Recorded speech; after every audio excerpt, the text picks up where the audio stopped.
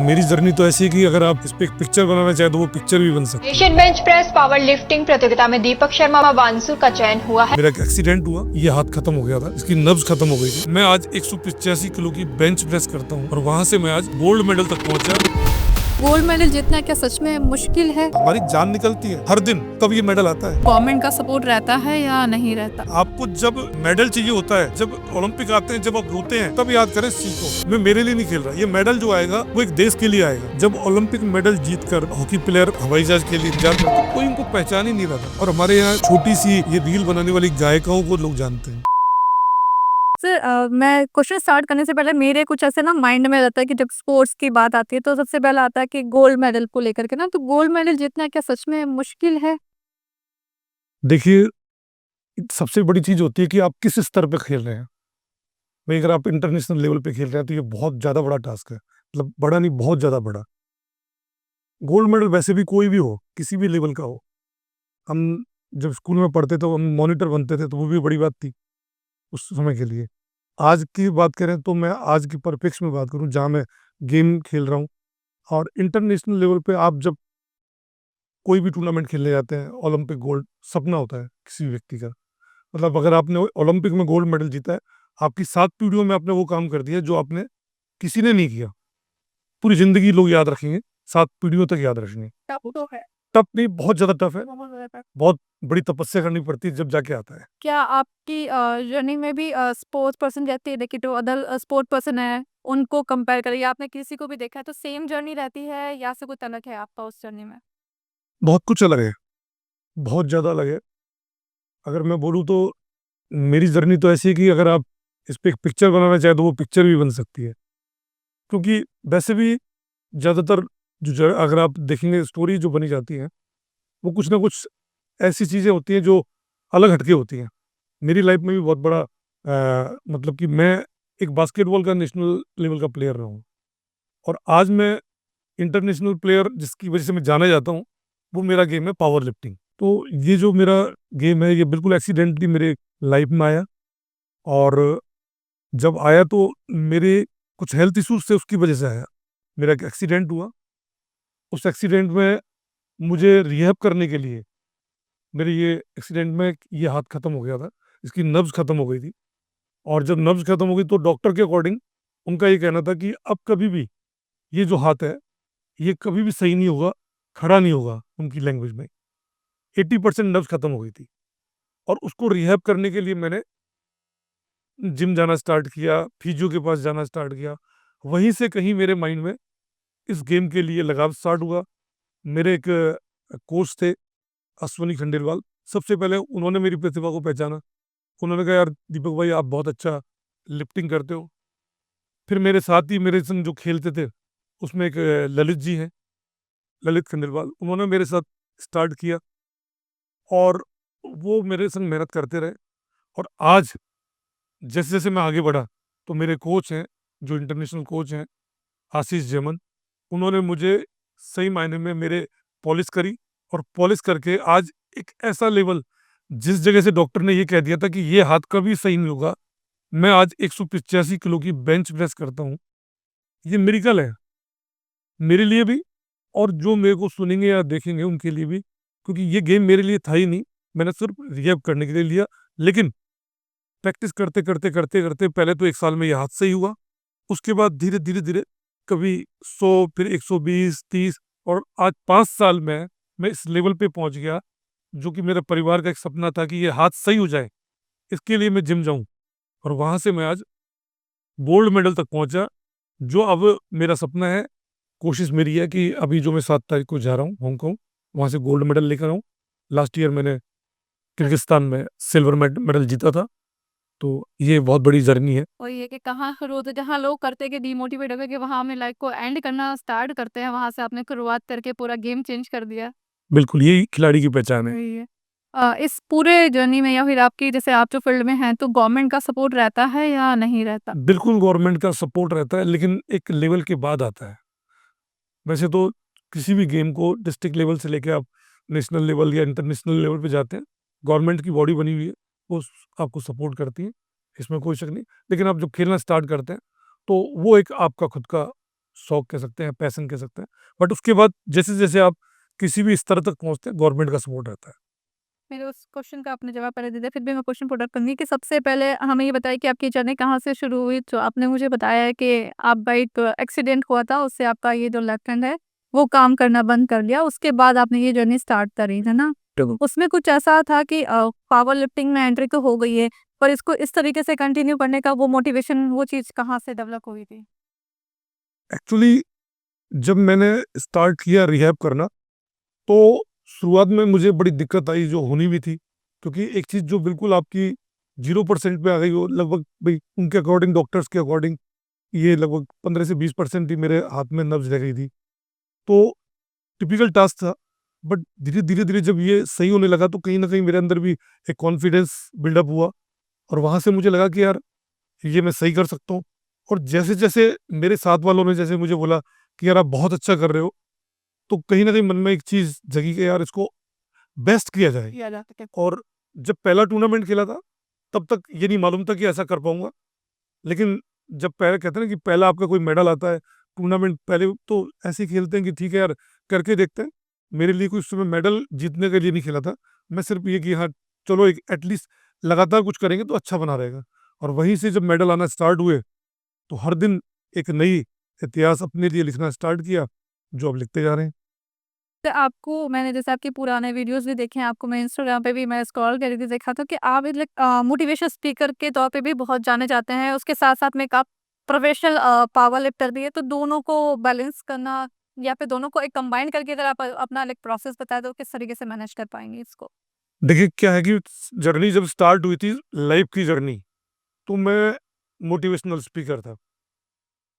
मेरी लाइफ़ में मैं ये कहता हूँ कि पढ़ा लिखा हो या ना हो, लेकिन गढ़ा लिखा होना बहुत ज़रूरी है।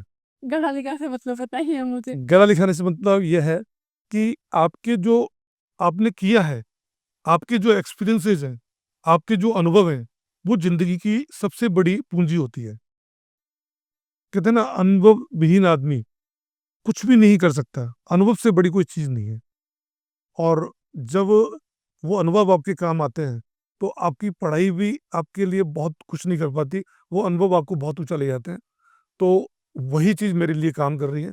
मोटिवेशन मैं मेरे पहले मैं मोटिवेशनल स्पीकर था और नेटवर्क मार्केटिंग बिज़नेस, इस तरह के बिज़नेसेस में मैंने उसमें काम किया, खुद का मेरी कंपनी थी। फिर मैं धीरे-धीरे अब ये स्पोर्ट्स में, चूँकि मैं स्पोर्ट्स में शुरू से ही रहा हूँ, तो वो कहीं न कहीं काम तो आती है। क्योंकि आप अगर कोई बड़ा सपना देखते हैं, तो टारगेट का होना बहुत ज़रूरी है। बिना टारगेट पहले टारगेट ये था कि हाथ से ही करना है और फिर टारगेट बन गया कि अब आगे बढ़ना है तो मेडल जीतने हैं। तो वो मोटिवेशन बना लगातार बना हुआ लगातार बना हुआ। है।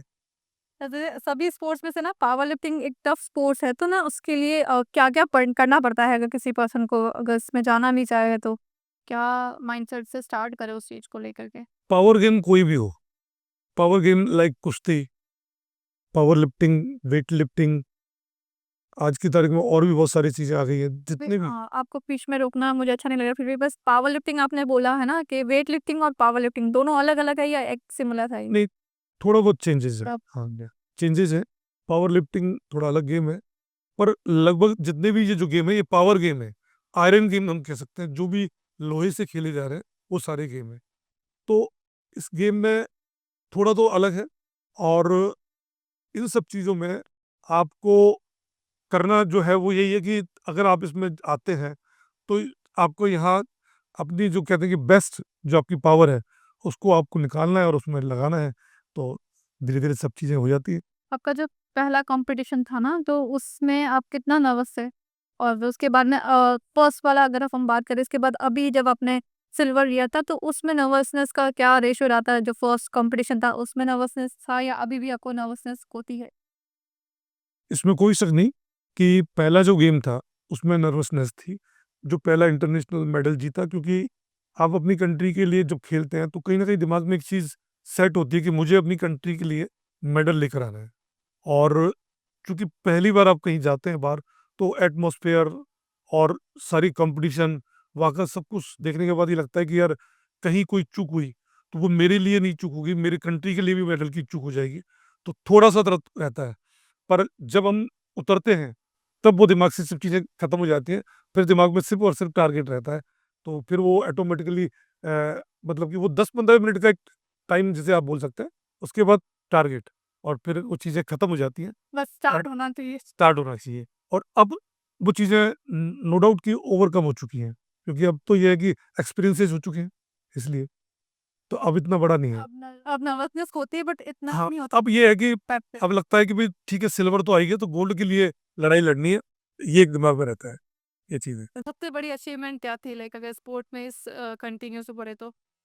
अभी तो सबसे बड़ा अचीवमेंट यही है, क्योंकि इंटरनेशनल लेवल पे अगर आपने मेडल जीता है, वही आपका सबसे बड़ा मेडल है।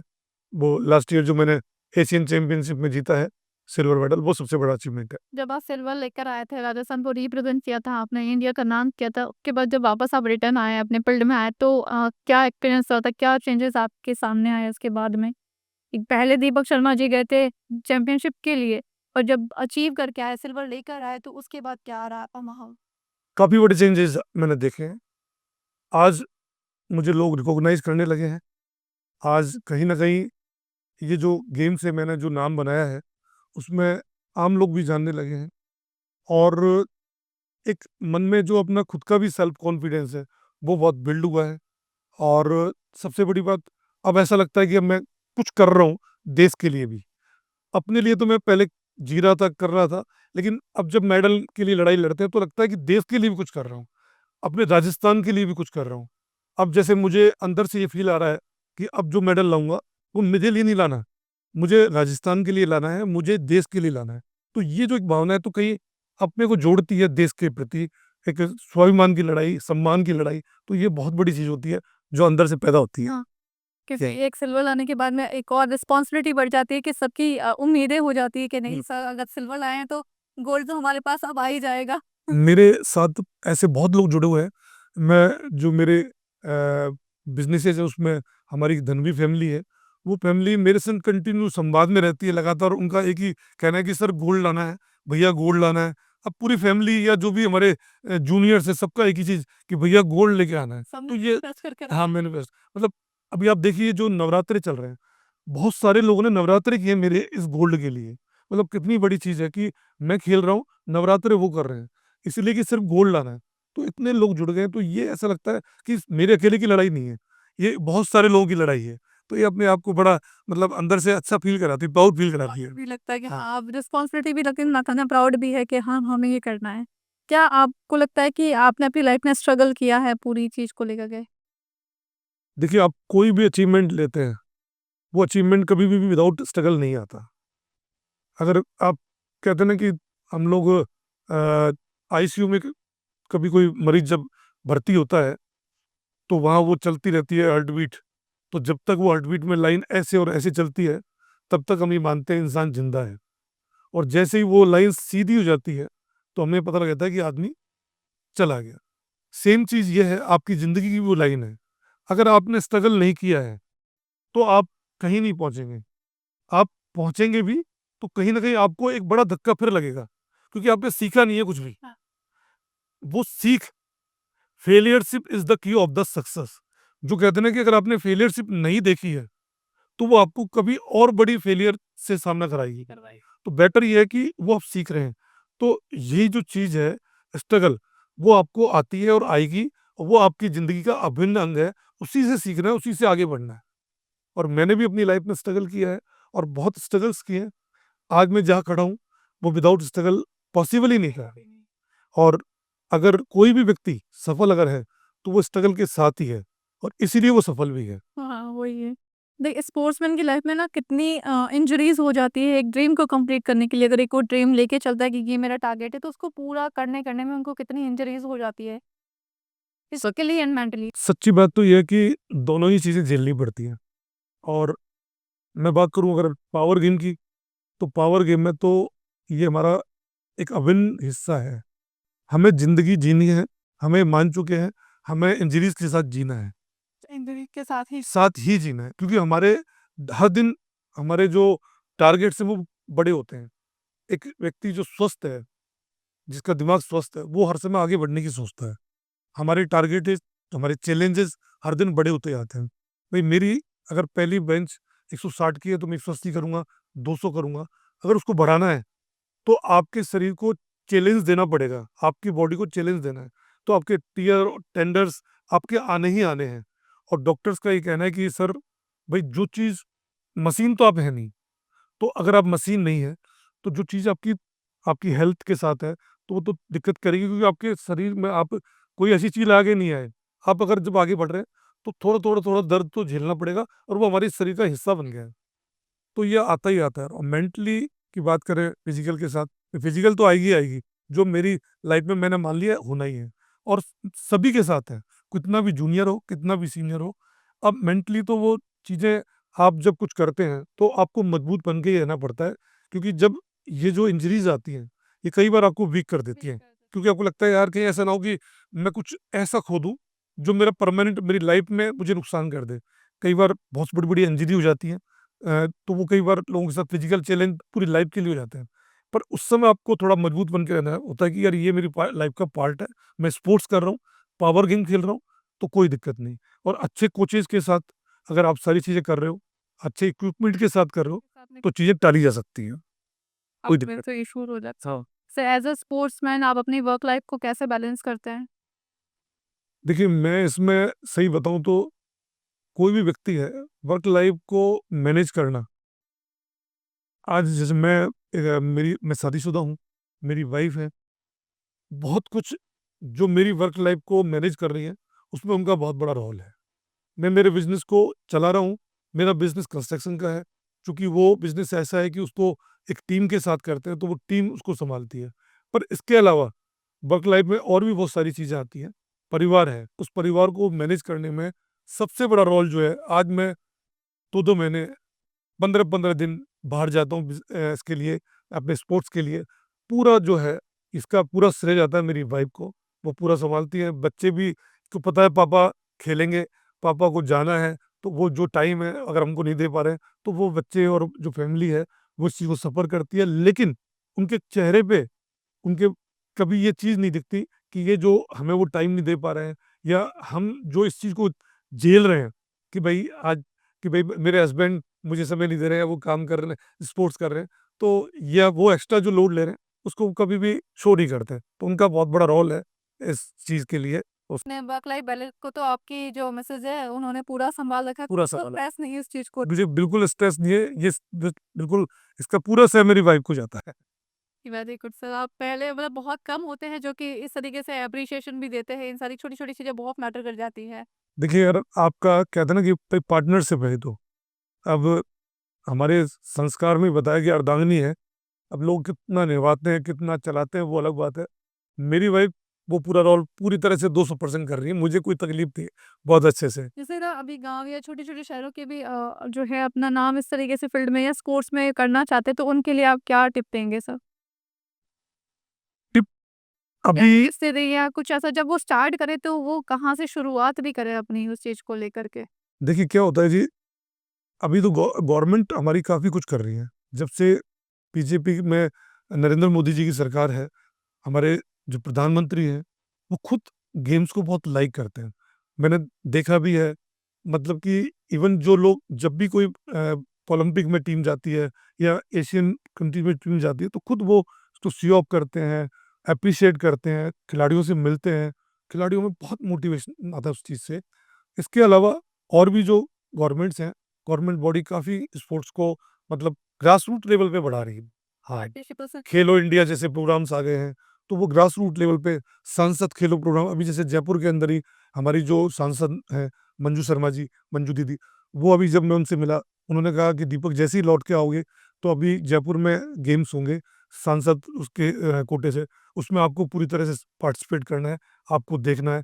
तो उनका मतलब ये जो उनका एक कह सकते हैं ना जुड़ाव खेल के प्रति, वो इंटरेस्ट, वो हमको कहीं न कहीं आगे बढ़ाने में सक्षम मतलब वो करता है कि यार हम भी इसको बच्चों तक पहुँचाएँ।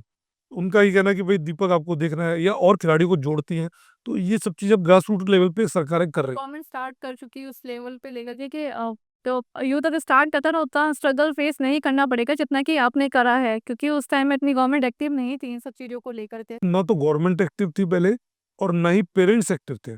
अभी पेरेंट में भी अवेयरनेस आ गई है, पेरेंट्स भी समझने लगे कि ये कैरियर हो सकता है।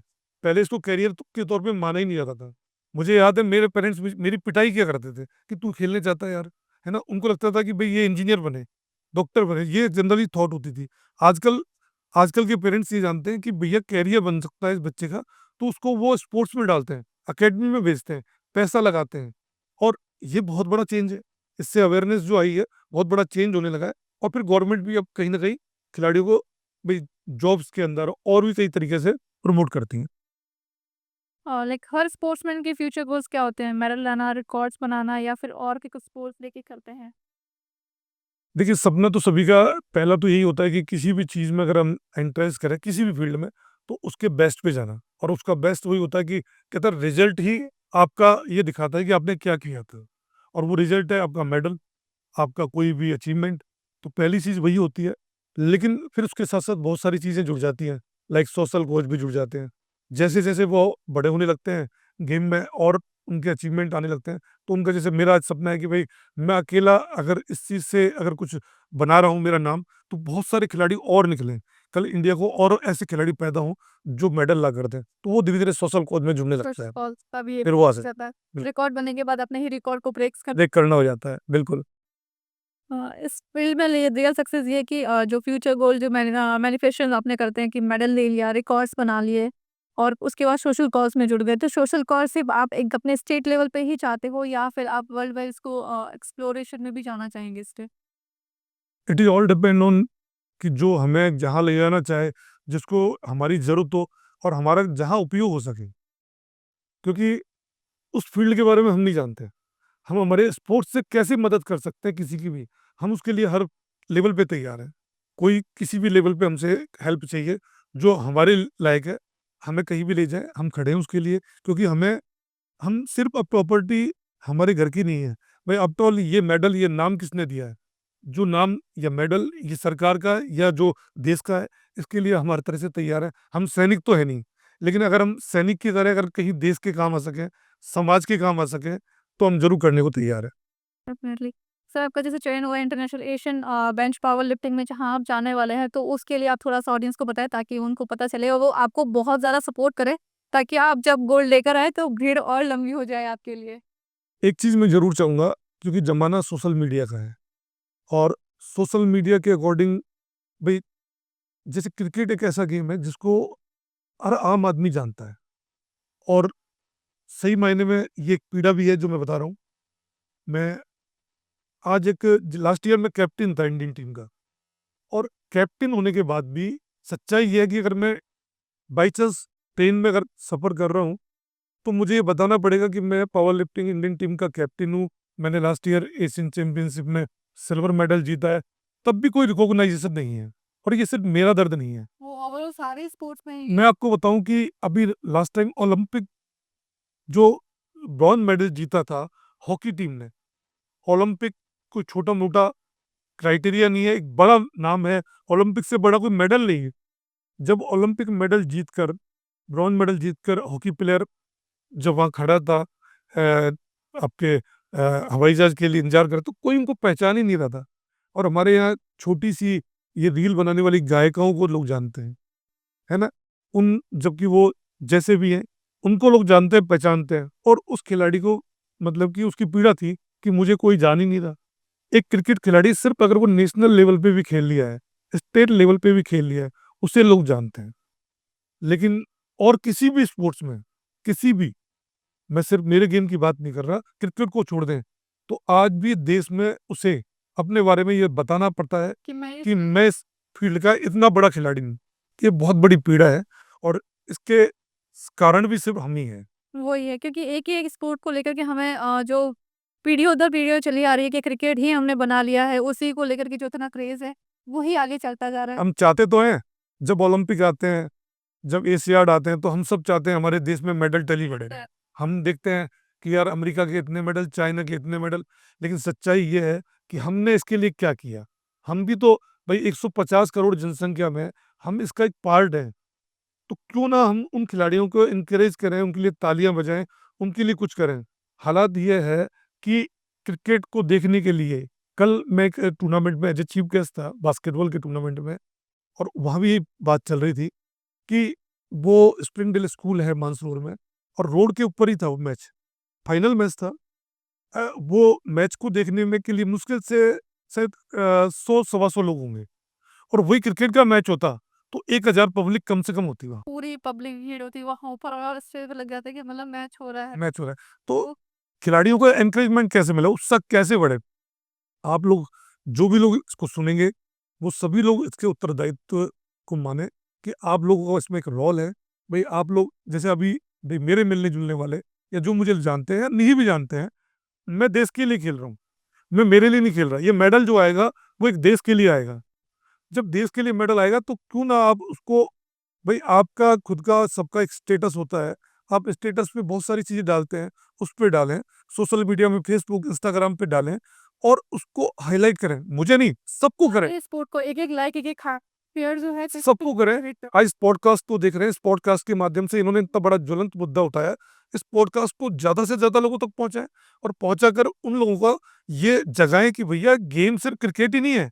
आपको जब मेडल चाहिए होता है, जब ओलंपिक आते हैं, जब आप रोते हैं, तब याद करें इस चीज को कि इस खिलाड़ी ने आपके लिए कितना पसीना बहाया। हमारी जान निकलती है हर दिन, तब ये मेडल आता है। हम सिर्फ रोते नहीं है क्योंकि हम दिखा नहीं सकते, लेकिन अंदर से हम कितनी बार टूटते हैं, कितनी बार बनते हैं। उसके लिए एक तारीफ के शब्द तो दें, उसके लिए आप एक लाइक तो दें। और वो लाइक देने के लिए कुछ नहीं करना, सिर्फ आपको अपने स्टेटस पे या आपके फेसबुक पे या इंस्टाग्राम पे जो और लोगों को रील को अप्रिशिएट करते हैं, इनको करें। तो आपके बच्चे भी देखेंगे कि आप सही काम पे कर रहे हैं। पता लग रहा है आप एक डांस करने वाले को या एक उस किसी को कर रहे हैं, तो क्या खिलाड़ियों को जो कि आपके देश के लिए कुछ करके आया है उसके लिए नहीं कर सकते? करना चाहिए। उससे और गेमों में भी लोग आगे आएंगे, लोग आगे आएंगे तो कहीं ना कहीं हमारे देश का झंडा ऊंचा होगा। स्कूल में भी जब अभी भी अगर हम मैं अपनी ही बात करूँ, जब बच्चों को डालते हैं तो हम एक स्पोर्ट्स ज़रूर चूज़ करवाते हैं। अगर हम लोग वहाँ पे स्पोर्ट्स को करवा रहे हैं तो कहीं न कहीं जब हमारे नेशनल की बात आ जाती है तो उस चीज़ को सपोर्ट नहीं करेंगे तो ये चीज़ें आगे पास ऑन नहीं होगी। इस वीडियो को जहाँ तक हो जितना हो सके आप अगर शेयर करेंगे तो एक ये आपके लिए नेशनल ड्यूटी बन जाएगी इस चीज़ के लिए। सर एक रैपिड फायर करते हैं उसमें लिए कि अ, मोटिवेशन के लिए एक लाइन जो आप रोज़ बोलते हैं, ऐसी कोई लाइन है सर?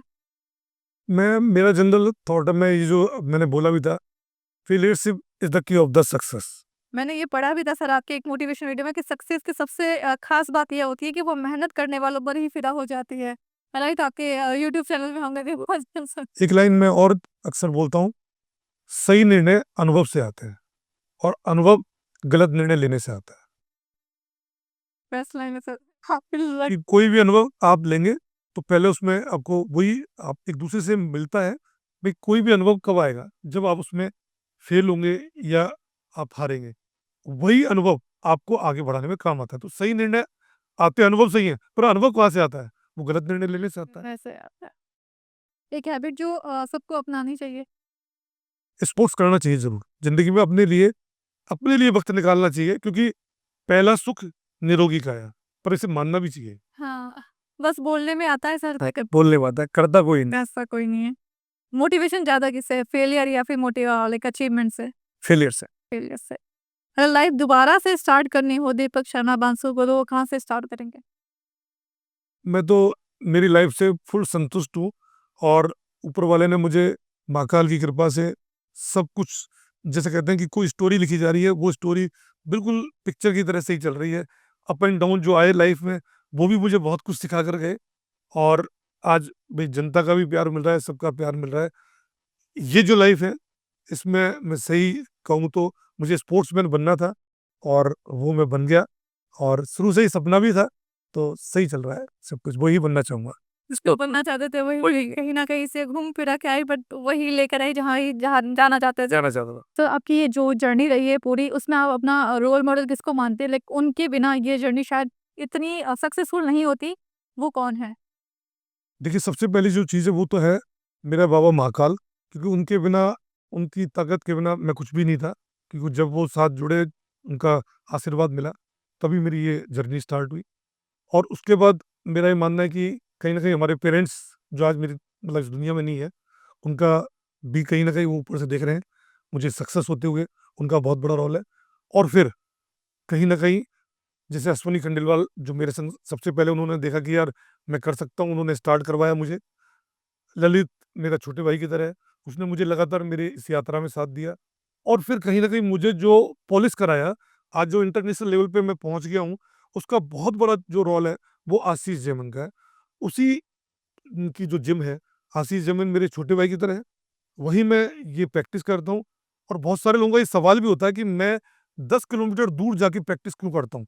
क्योंकि मेरे घर से मेरी जो जिम है, जहाँ मैं प्रैक्टिस करता हूँ, वो 10 किलोमीटर दूर है और उसका रीज़न सिर्फ़ है कि वहाँ हम लोग सारे प्रोफ़ेशनल हैं, जो हम लोग प्रैक्टिस करते हैं और हमारी प्रैक्टिस चूँकि पावर गेम है, नॉर्मल जो जिम है या नॉर्मल इक्विपमेंट में नहीं हो सकती, वहीं हो सकती है। तो जैमन लिफ्ट जो मेरे वो दोस्त हैं छोटे भाई की तरह हैं, आशीष जैमन, उनके साथ हम लोग प्रैक्टिस करते हैं। उनका बहुत बड़ा रोल है।